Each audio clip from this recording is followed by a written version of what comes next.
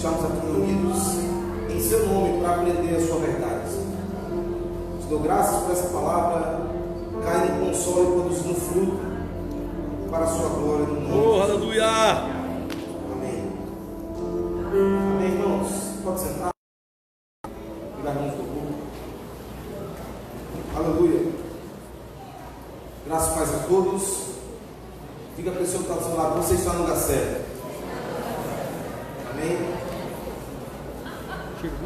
Diga assim, foi Deus que me trouxe aqui. Deus trouxe você aqui. Você crê nisso? Deus trouxe você aqui.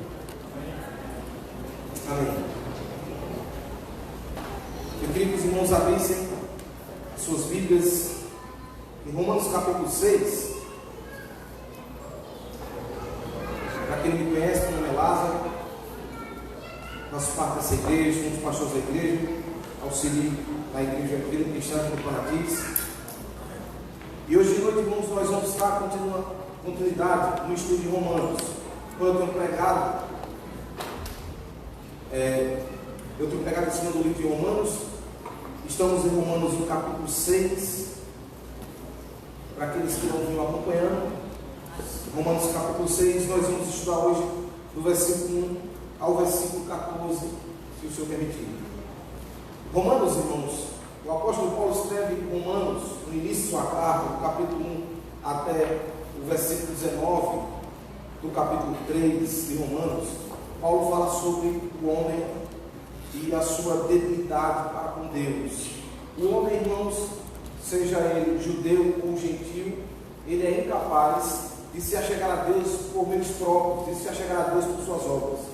Nenhum homem, irmão, nenhum homem foi criado em nenhuma outra condição a não ser, ou nasceu na condição de pecador.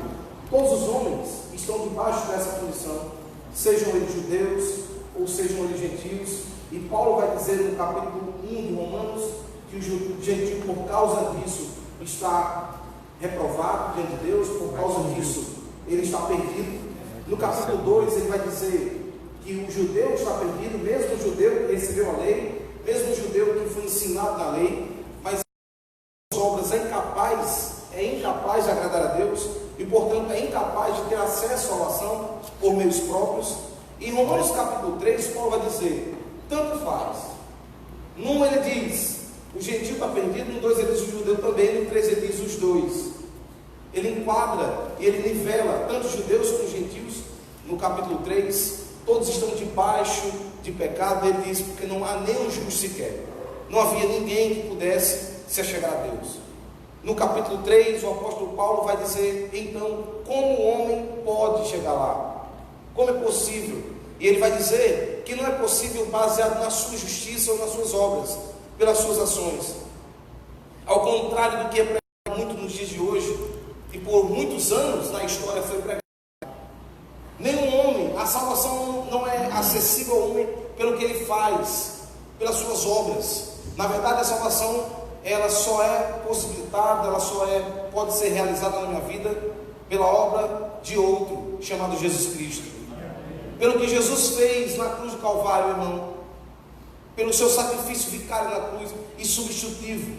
Na cruz do Calvário, Jesus não estava pagando pelos seus pecados, como eu digo, seus, ali no português é comum, né? Vou dizer assim, pelos pecados dele, é mais fácil, né? Jesus estava pagando os pecados dele, porque ele mesmo nunca cometeu pecado, nem dolo algum se achou na sua boca, nem culpa alguma tinha na boca de Jesus. Pelo contrário, ele nunca pecou de pensamentos, palavras, ações e omissões. Jesus foi 100% íntegro em toda a sua maneira de falar, de agir e de pensar. Quem está aqui? Então, afinal de contas, porque Jesus foi à cruz do Calvário? Jesus foi à cruz do Calvário não por causa dos meus e dos seus pecados. Jesus não foi à cruz do Calvário porque ele necessitava de alguma coisa. Ele foi à cruz do Calvário porque eu necessitava de receber a vida do Pai. Você também. Alguém pode dizer um amém? Então, por causa dos nossos pecados, pelo o plano de Deus realizado entre Jesus, como a Bíblia diz em Romanos capítulo 3, a proposta de Deus propôs no sangue de Jesus. Deus fez uma proposta. A proposta pública era, através do sacrifício de Cristo, o sacrifício do Cordeiro de Deus, que de fato tira o pecado do mundo. Todo aquele que nele crê tem acesso a essa justiça, a essa graça. Todo aquele que crê em Jesus tem acesso ao Pai. Todo aquele que crê em Jesus é salvo. Alguém faz um amém? Aleluia. E apenas por esse modelo, apenas dessa forma, o homem pode ser salvo. Apenas dessa forma, esse homem pode ser declarado justo, ou seja, declarado inocente, aceito por Deus.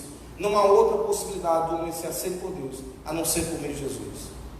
E Paulo, a ponto de dizer no capítulo 4 de Romanos, eu estou fazendo um resumo, de dizer no capítulo 4 que até Abraão, como um grande modelo, um grande exemplo de moralidade, até Abraão precisou crer em Jesus também para ser salvo. Abraão, mesmo que não viveu nos dias de Jesus, mas a Abraão lhe foi feita uma promessa. A promessa era que o seu descendente, no singular, isso está em Gênesis capítulo 15. Paulo vai explicar também em Gálatas que esse descendente fala de Jesus. Quando Deus disse a promessa, no seu descendente todas as famílias da terra serão felizes, a Bíblia diz que Abraão creu, e quando ele creu, isso lhe foi imputado para a justiça. Abraão foi declarado justo, irmãos, não porque ele fez tudo certo, até porque ele não fez tudo certo, não há um justo sequer. Mas Abraão foi declarado justo, porque mesmo sem ter contato físico com Jesus, ele creu na promessa do descendente que viria, e essa promessa contava para Jesus. Alguém pode dizer amém? Amém. A Bíblia coloca, irmãos, que todos nós somos filhos de Abraão. E lá em Gálatas, embora o texto não estou falando de Gálatas, mas lá em Gálatas a Bíblia vai dizer que os da fé, a fé que teve Abraão é que são os da promessa. Abraão, irmãos, ele é o precursor de um modelo. A partir de Abraão, irmãos, houve um modelo, inaugurou-se um modelo. O modelo de que aquele que crê é declarado justo. Por isso que Abraão é chamado de o pai da fé. O pai de alguma coisa, uma invenção, é o precursor daquela invenção, é o que iniciou aquele modelo. A partir de Abraão, irmãos, todos só são declarados justos, só há uma possibilidade de declaração de justiça quando crê em Jesus Cristo. Então, Paulo disse que até Abraão precisou crer. Como eu disse, Abraão, olhando para frente, olhou para Jesus. Jesus disse, o próprio Jesus declara, Abraão viu os meus dias e creu. As pessoas que ouviram aquilo ficaram atônitas, dizendo assim, como pode esse homem não ter nem 40 anos e dizer que viu o nosso pai Abraão, ou que o nosso pai Abraão viu? Mas Jesus está falando exatamente disso, de pela fé Abraão olhou para frente e recebeu essa promessa. Aleluia. Do descendente. Alguém pode dizer amém? Amém. Depois Paulo vai dizer também que o exemplo de Davi, irmãos, embora nós reconheçamos Davi como um homem segundo o coração de Deus, mas é inegável que todas as vezes que se fala de Davi, se lembra do seu pecado. Davi, embora seja um grande rei considerado, mas Davi tem um pecado flagrante. O que é um pecado flagrante? Todos os homens pecaram, todos nós pecamos, mas há alguns pecados flagrantes na Bíblia, onde a Bíblia coloca bem explícito aquilo. E Davi é um homem assim. Davi adulterou, e o seu adultério ficou muito claro na Bíblia, a ponto dele sofrer algumas consequências daquele pecado, de se arrepender. Tem 2 salmos falando a respeito disso. Então há muita ênfase também a respeito dessa transgressão de Davi. E é interessante que Paulo pega o exemplo de maior moralidade da Bíblia, ou para o judeu, Abraão, o pai, o patriarca, e também pega um exemplo de imoralidade, que foi o caso de Davi. E ele vai dizer no capítulo 4 de Romanos que tanto o homem mais moral como o homem imoral, todos dois são justificados da mesma forma, crendo em Cristo Jesus. Aleluia, obrigado. Vamos fazer um amém aqui ou não? Amém. Então não é pelas obras, não é pelo que faz, não é pelo que fez ou deixou de fazer. A declaração do justo, a aceitação de Deus, ela se dá exclusivamente pela fé em Cristo. Diga amém. Amém. No capítulo 5, o apóstolo Paulo vai falar a respeito do fruto disso. Quais são os frutos dessa declaração do justo? O que implica uma pessoa ser declarada justa de Deus? O que implica ser a justiça de Deus? Ele vai dizer que o primeiro fruto é ter paz com a pessoa certa. Aleluia. Justificados, pois, mediante a fé, temos paz com Deus. O homem tem uma busca incessante por paz, por ter paz na vida. E recentemente, eu almoçando no meu trabalho, um homem chega perto assim e diz assim, eu conheço ele de vista, disse, como é que está? Ele disse, tendo paz e saúde, está tudo bem. E eu disse a ele, essas 2 coisas só quem dá é Deus. De fato, tendo isso, está tudo bem. Ok, mas só Deus pode dar paz, só Deus pode dar saúde. Você está aqui ou não? Aleluia. Justificados, pois, mediante a fé, temos paz com Deus. E ele disse que nós tivemos um acesso à sua graça, e essa graça também nos mantém firmes.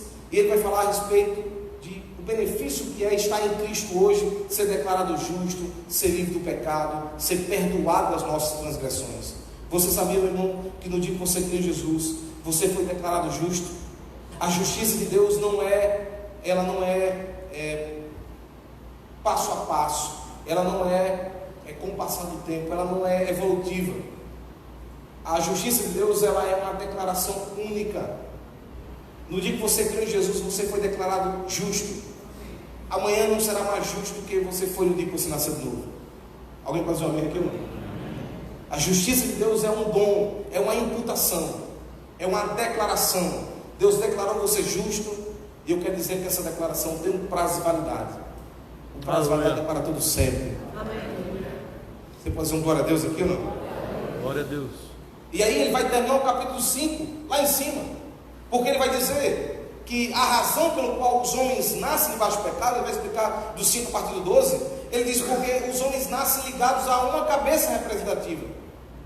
Os homens nascem ligados a Adão, o primeiro homem. Por causa do pecado de Adão, as consequências desse pecado, a morte que é a consequência do pecado, bem como a realidade do pecado está impregnada em todo homem. Todos os homens estão ligados a Adão de alguma forma. A cabeça representativa de Adão é o primeiro homem. Mas quando veio o segundo homem, e veio para resgatar o seu povo, cadê o povo do Senhor aqui? Agora aquele que crê em Jesus está ligado a Cristo. E aí, irmãos, do versículo 12 até o versículo 21 do capítulo 5, o apóstolo Paulo vai falar da superioridade de Cristo. Ele vai dizer que o que Paulo fez foi muito danoso, mas o que Jesus fez foi superior. Amém. Eu vou dizer de novo, o que Jesus fez foi superior. Amém. E aí, ele dá uma grande declaração no versículo 20. Romanos 5, versículo 20 diz: sobreveio a lei para que avultasse a ofensa, para que aumentasse a ofensa.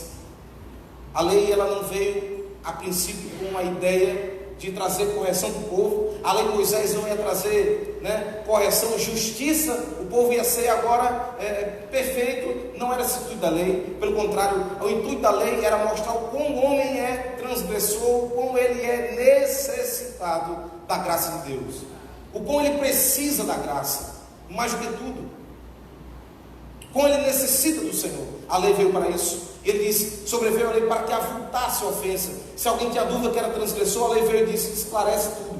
A lei mostra, realmente você é um transgressor, eu sou um transgressor. Mas ele vai dizer Mas onde abundou o pecado, superabundou a graça. Diga glória a Deus. Glória a Deus. A fim de que, como o pecado reinou pela morte, assim também reinasse a graça pela justiça para a vida eterna, mediante Jesus Cristo, nosso Senhor. E aí, irmãos, ele termina o capítulo 5 lá em cima. E talvez, e eu digo só apenas talvez, alguém ouvindo essa introdução, ou participando dos cultos que eu preguei até aqui, né, ouvindo sobre Romanos 3, 4 e 5, alguém diga assim: peraí, se eu fui declarado justo uma única vez, não serei mais justamente o que eu sou hoje.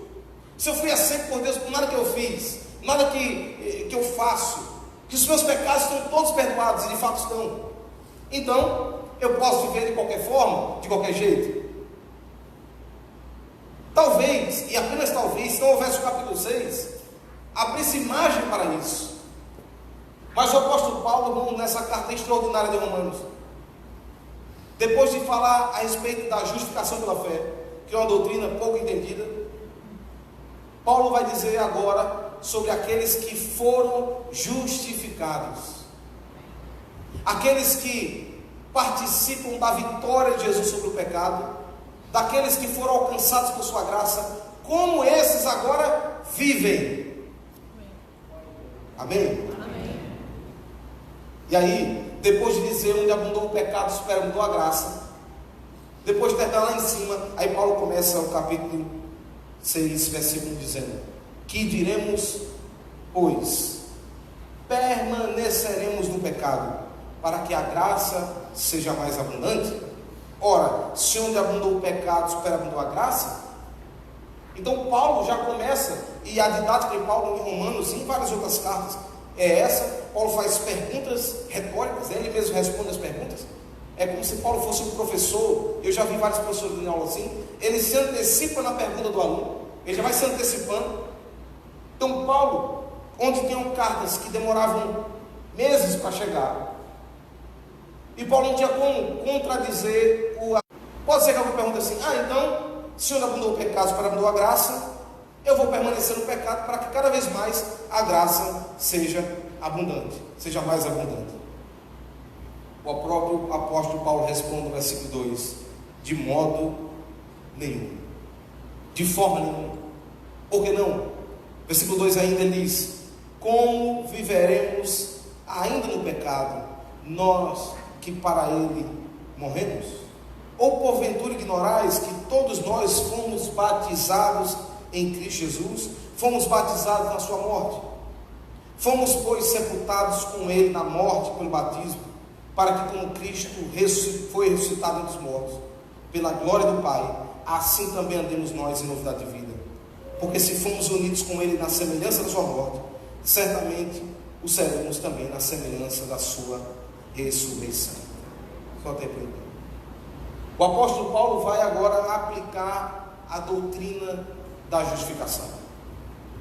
Ele vai dizer, meu irmão, que não há possibilidade, o evangelho não abre margem para alguém pensar: se eu já fui justificado, se de fato eu já fui perdoado, então eu posso andar de qualquer forma. Paulo diz, pelo contrário, de modo nenhum.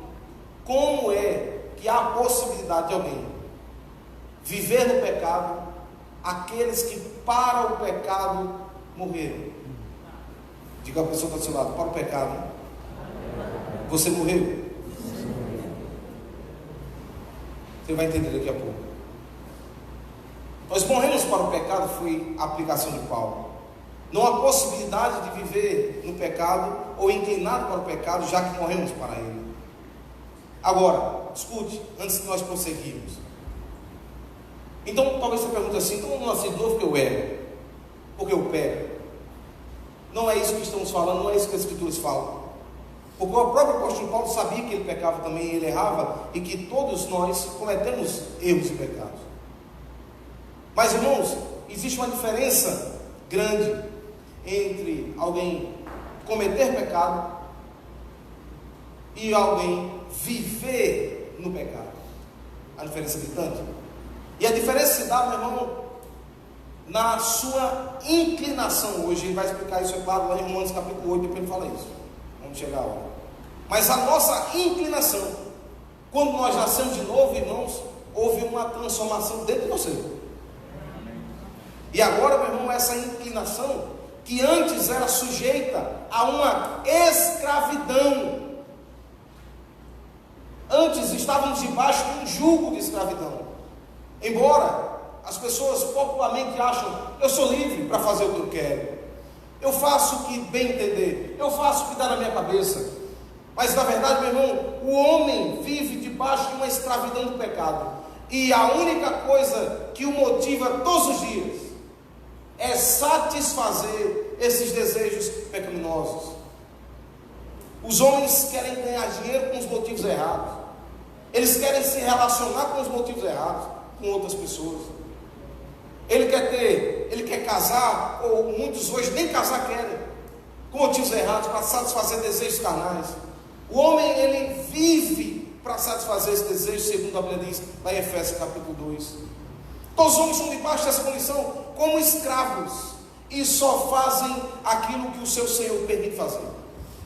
Um escravo, meu irmão, ele tem até desejos, ele tem sonhos. O escravo, provavelmente, ele tem todas as faculdades comuns, é claro que sim. Agora, ele não faz o que ele quer fazer, ele só faz o que o seu Senhor lhe permite fazer.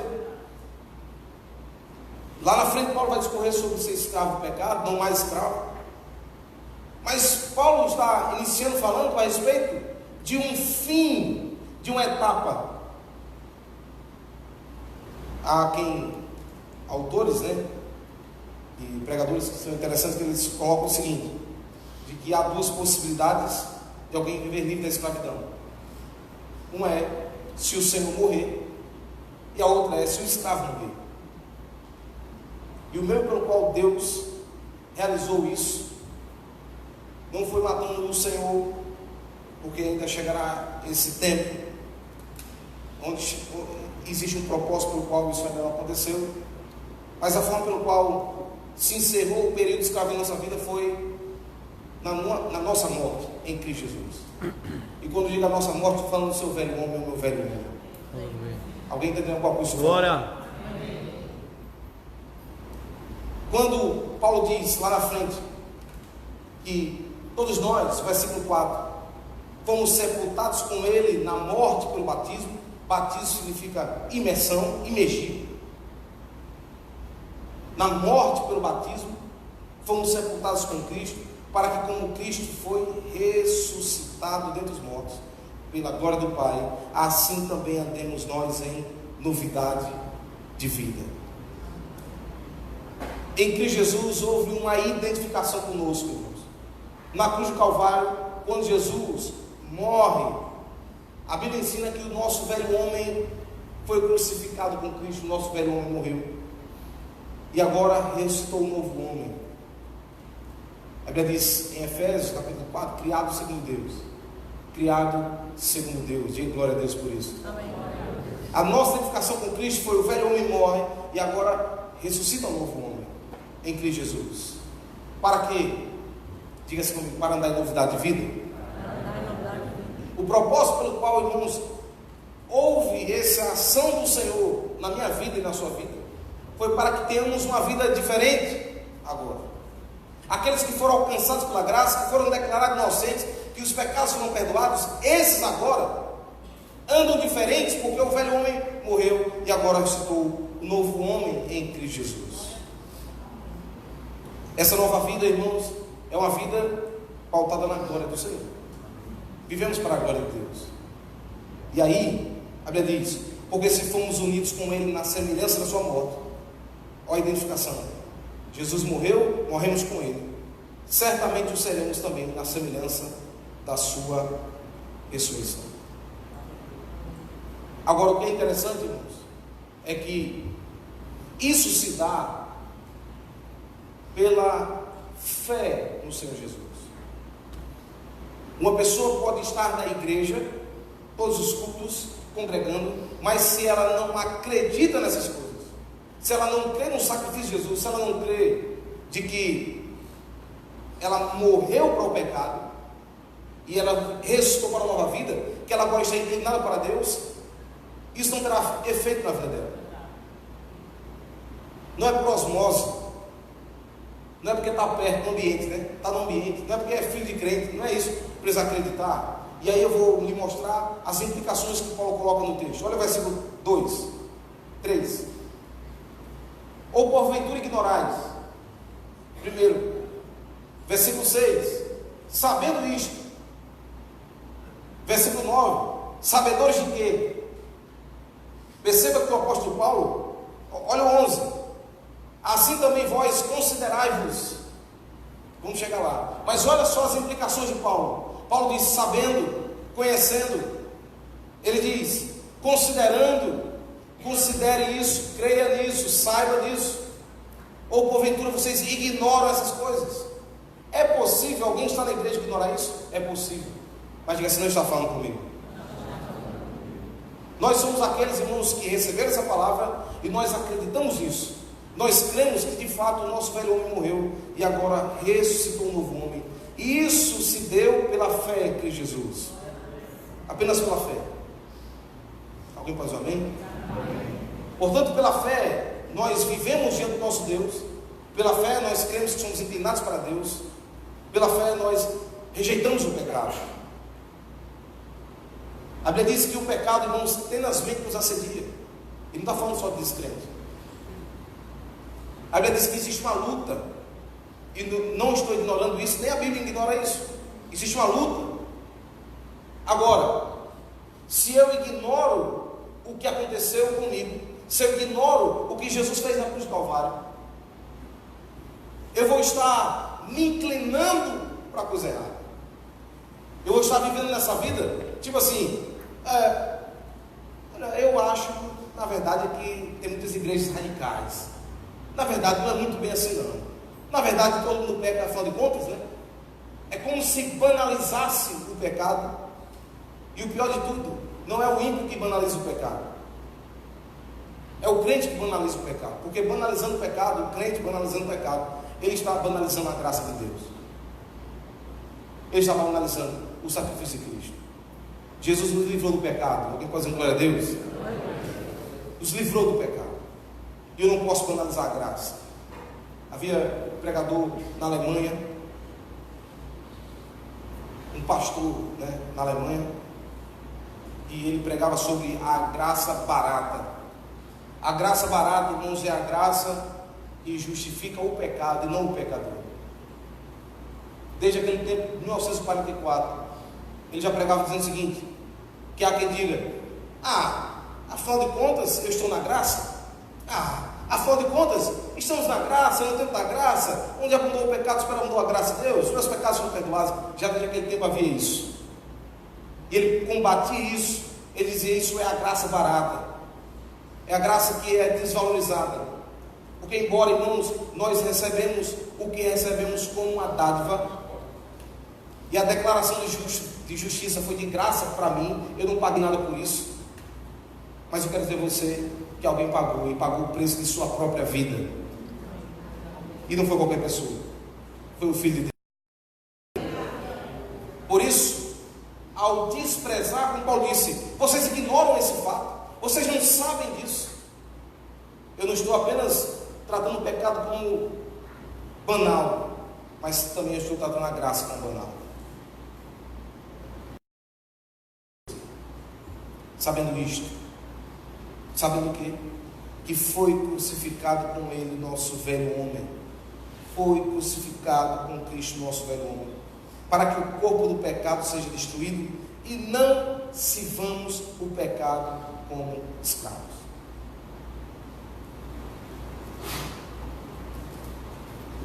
Como eu disse, irmãos, a diferença hoje é que nós temos a possibilidade, escute, de dizer não para o pecado.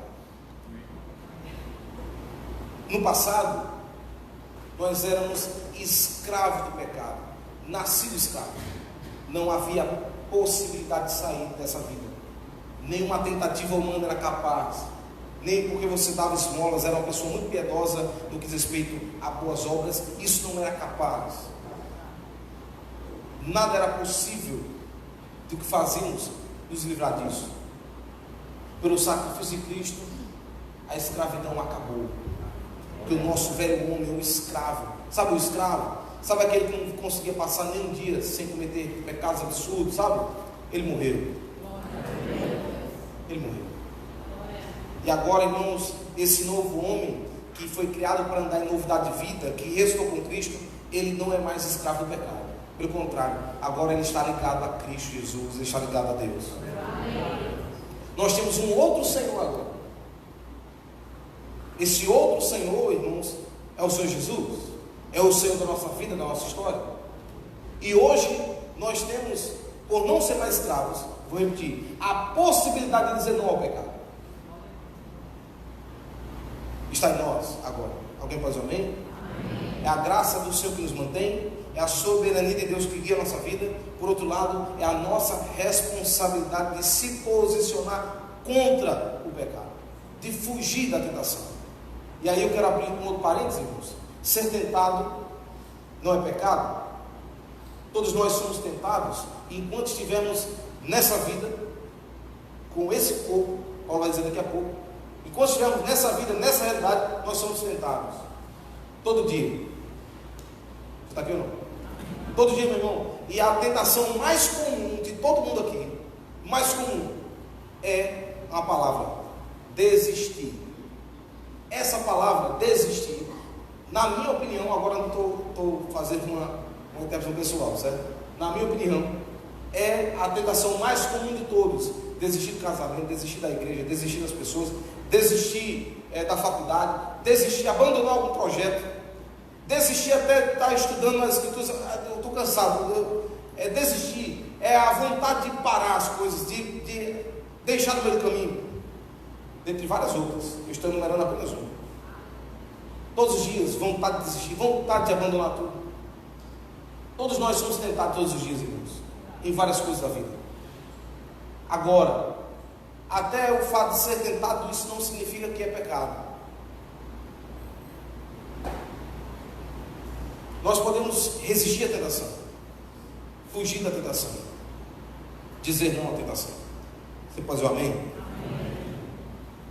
E se porventura pecar, a Bíblia diz sobre confessar o pecado, considerar o pecado, considerar que ainda comete erros e pedir perdão ao Senhor. Ele é fiel e justo para perdoar os pecados e purificar toda injustiça. Mas é diferente de uma posição de uma pessoa que vive a vida inteira, estou na igreja e vive o dia inteiro, não está nem aí para nada. Uma pessoa que fala palavrão, que só vive com imoralidade e tudo mais, vive a vida de pecado. Quando chega de noite, diz: Senhor, perdoa todos os meus pecados. Porque afinal de contas, ele é fiel e justo para perdoar os pecados. Ah, Senhor, você sabe todas as coisas. Talvez chegue no outro dia e diga assim: a mesmo de ontem. Não dá nem tempo, já dorme logo. Ah, Deus sabe todas as coisas. Deixa nascer e eu me ajeito. No culto da ceia eu me ajeito, tudo eu conserto, tudo. E eu peço perdão do mês inteiro, está tudo resolvido. Esse tipo de pessoa, irmãos, não experimentou a graça de Deus. A graça de Deus é aquela graça, irmãos, que falamos na quarta-feira, que até eu fiz um paralelo, eu preguei o 5, agora o 6, e no meio disso falamos da história de Nicodemos, a quarta-feira outra. A graça de Deus é isso. É alguém que tem acesso a essa graça, que recebeu do Senhor, e ela é sempre de Deus para com o homem. Não é o homem que consegue chegar lá, é Deus que vai até o homem. E ela causa uma transformação a ponto do homem largar as práticas que faziam, mesmo que isso implique em perdas para ele, mesmo que isso implique em vergonha para ele. Há casos, irmãos, de mulheres que vivem relacionamento com homens casados, que ao nascer de novo, elas abandonam, mesmo que isso implique em perdas financeiras, e algumas vezes até da própria vida. Alguns homens loucos ciumentos.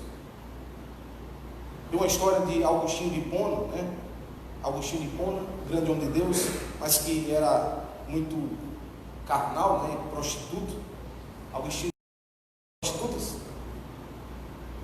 E Agostinho, né, ao ver, né, na verdade ele percebeu uma das amantes que Agostinho teve no passado, antes de ele nascer novo, e viu Agostinho, encontrou com ele, e ela vai atrás de Agostinho, e ela grita: Agostinho, e Agostinho continua andando, não olha para trás, ela: Agostinho, Agostinho, e vai chegando mais perto, e ele vai correndo, e ela diz: Agostinho, sou eu. Ele: mas não sou eu, e vai embora.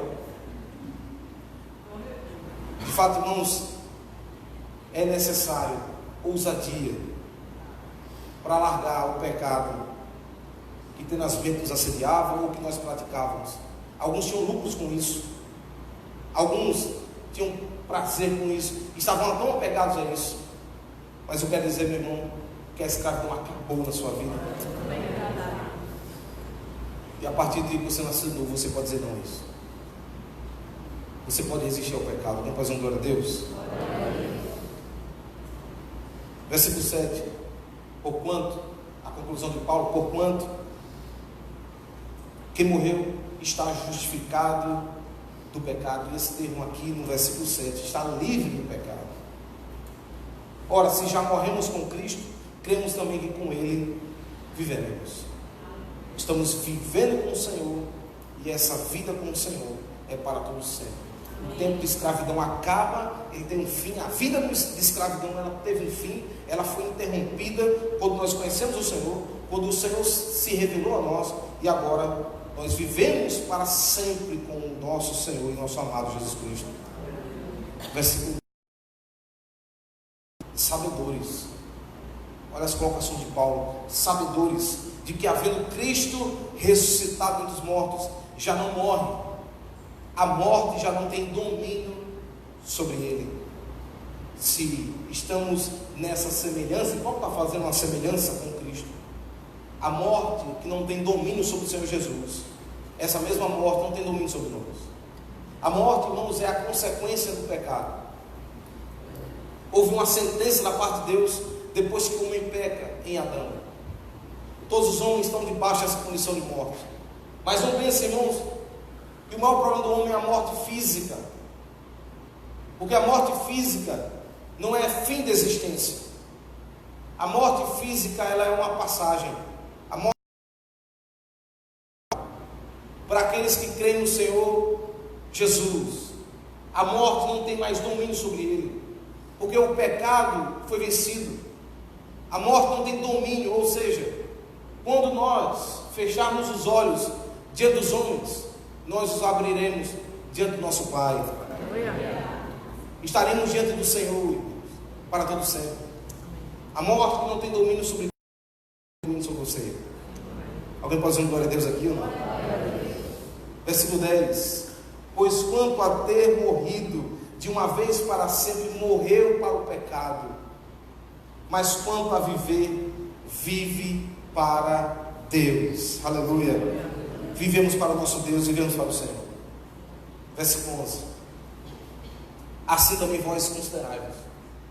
Lembra da semelhança? Paulo está falando de Jesus, mas assemelhando a nós. Ele diz: assim também considerai-vos o quê? Mortos para o pecado, mas vivos para Deus em Cristo Jesus.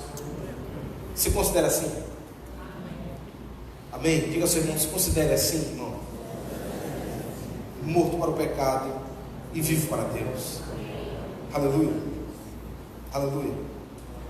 Então,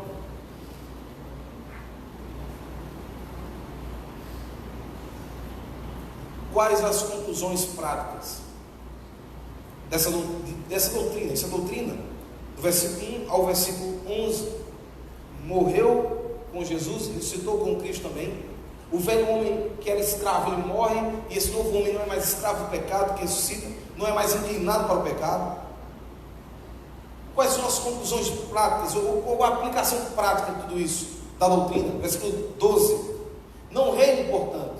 Então Paulo vai concluir qual é a aplicação disso. Não reine, portanto, o pecado em vosso corpo mortal, de maneira que obedeçais às suas paixões. Não reine, portanto, o pecado. Ora, o tempo do reinado do pecado existiu, mas ele se encerrou. Então, quando Paulo diz, considere-se assim, depois ele disse, então, não reine o pecado no seu corpo, não permita que o pecado seja rei de novo, não permita que ele tenha domínio, não, considere-se morto para o pecado, vivo para Deus, e então não permita que o pecado reine no seu corpo mortal, de maneira que obedeçais às suas paixões. Perceba, irmãos, que está falando sobre um corpo mortal, existe uma realidade ainda terrena, nós sabemos disso, embora estamos falando doutrinariamente sobre estar ligado a Cristo, de ter sido ressuscitado, mas existe ainda uma realidade terrena, e Paulo coloca como corpo mortal.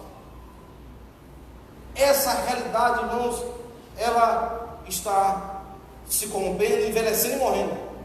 O nosso corpo mortal, irmãos, vai passar, e graças a Deus, irmãos, porque nós não estaremos diante do céu com esse corpo mortal, com essa realidade terrena. Graças a Deus, porque receberemos um corpo glorificado. E Paulo diz lá no final de 1 Coríntios capítulo 15, que assim como trouxemos a imagem daquele que é natural, também traremos a imagem daquele que é celestial. O corpo glorificado, irmãos, será um corpo semelhante de Cristo, Jesus. E com esse corpo estaremos diante do Senhor, sem corrupção, sem pecado, sem culpa, sem erro. Alguém pode dizer um amém? Mas enquanto estamos aqui, Paulo está aplicando a doutrina para um tempo que se chama agora. E Paulo diz, então, se isso aconteceu hoje, não permita que o pecado reine, de maneira que obedeceis às suas paixões. A Bíblia diz que nós somos tentados segundo as nossas próprias cobiças. São essas paixões. E é tão interessante, irmãos, que muito difícil, mas muito difícil mesmo, eu não conheço alguém que vem para o Evangelho como nós viemos, cheio de mazela, cheio de pecado, cheio de defeito, cheio de problema, e aí o camarada sai da igreja e vai cometer uma coisa nova, uma coisa inédita. Eu não conheço. Eu vejo pessoas voltando para a mesma coisa, porque essa realidade, a tentação, as paixões, quando você nasceu de novo, o seu corpo não foi transformado. Existe um processo chamado de santificação diário, que é negar as paixões e se inclinar cada vez mais para Deus. Esse processo ele acontece no dia a dia, quando eu me exponho às Escrituras, quando eu tenho uma vida de oração, quando eu tenho uma vida dedicada ao Senhor, quando eu estou consciente do Senhor em todo o tempo, quando eu estou trabalhando, fugindo de algumas situações, quando eu estou sentando na roda dos escarnecedores, quando eu estou ligado no Senhor. Esse processo de santificação está acontecendo diariamente na minha vida e na sua vida. Você está aqui ou não? Por isso é muito importante. Não obedeçais, como diz Paulo, às suas paixões, as paixões da nossa carne. Versículo 13. Nem ofereçais cada um os membros do seu corpo ao pecado, como instrumento de iniquidade, mas oferecei-vos a Deus. Perceba que Paulo muda o discurso. Primeiro ele fala de escravo, não tem esse negócio de eu vou oferecer a Deus, não, eu vou oferecer ao pecado, não existe isso. Escravo é escravo, só tem uma inclinação. Mas Paulo agora, tendo um entendimento, considerando não mais escravo ao pecado, ele diz, você tem a possibilidade de não oferecer mais ao pecado como instrumento de iniquidade, mas de oferecer-vos a Deus como ressurreto entre os mortos. Cadê os que ressuscitaram entre os mortos? Amém.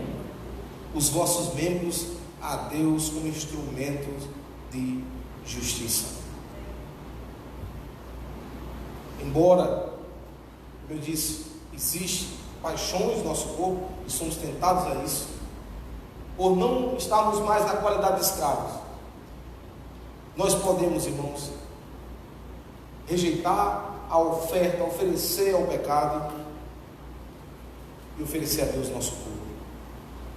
Falar as Escrituras, usar os membros para a proclamação do Evangelho, usar os membros para trabalhar, fazer com as próprias mãos o que é bom, o que é lícito, usar o corpo para glorificar a Deus, no que diz respeito à nossa vida diária, Nós não glorificamos a Deus com o nosso corpo apenas, né, no púlpito. Isso também, mas longe dele, fora, pregando o Evangelho, mas também tendo posicionamentos, atitudes, trabalhando. Você sabia que você no seu trabalho você glorifica a Deus? Você sabia disso? Que o seu trabalho traz glória para Deus. Deus é glorificado com o que a gente faz. Ofereçamos os nossos membros, o nosso corpo como instrumento de justiça ao nosso Deus. Alguém pode dizer glória a Deus? E para concluir, para encerrar, Paulo diz: porque o pecado não terá domínio sobre vós. Porque não tem domínio sobre nós? Porque não estáis debaixo da lei, e sim da graça. Enquanto estava no tempo da lei, o homem ainda permanecia no período de escravidão, no tempo de escravidão. Porque, como eu disse no início, a lei tinha um papel, e o papel não era transformar a vida do homem, o papel era mostrar ao homem quão necessitado de Jesus, da graça, ele era. A lei apontava para Cristo, a lei levava os homens para Cristo, e enquanto se estava vivendo debaixo da lei, debaixo, né, do fazer para ser, debaixo da justiça própria, esse homem permanece debaixo de escravidão, permanece um domínio do pecado sobre ele. Mas eu quero dizer que o tempo da graça chegou na minha vida e na sua vida. E o tempo da graça não é um tempo que eu faço o que eu quero, eu acho que eu penso, porque afinal de contas estou na graça. Não, o tempo da graça é um tempo livre do pecado, livre da escravidão. É um tempo que eu estou vivendo para Deus. Amém. Esse é o tempo da graça. Verdade. Alguém pode dizer glória a Deus aqui? Glória a Deus. Glória ao Senhor. Louvado seja o Senhor. Vamos ficar de pé, vamos orar, irmãos. Aleluia. Graças. Obrigado. Grande é o teu nome. Aleluia. Obrigado. Aleluia.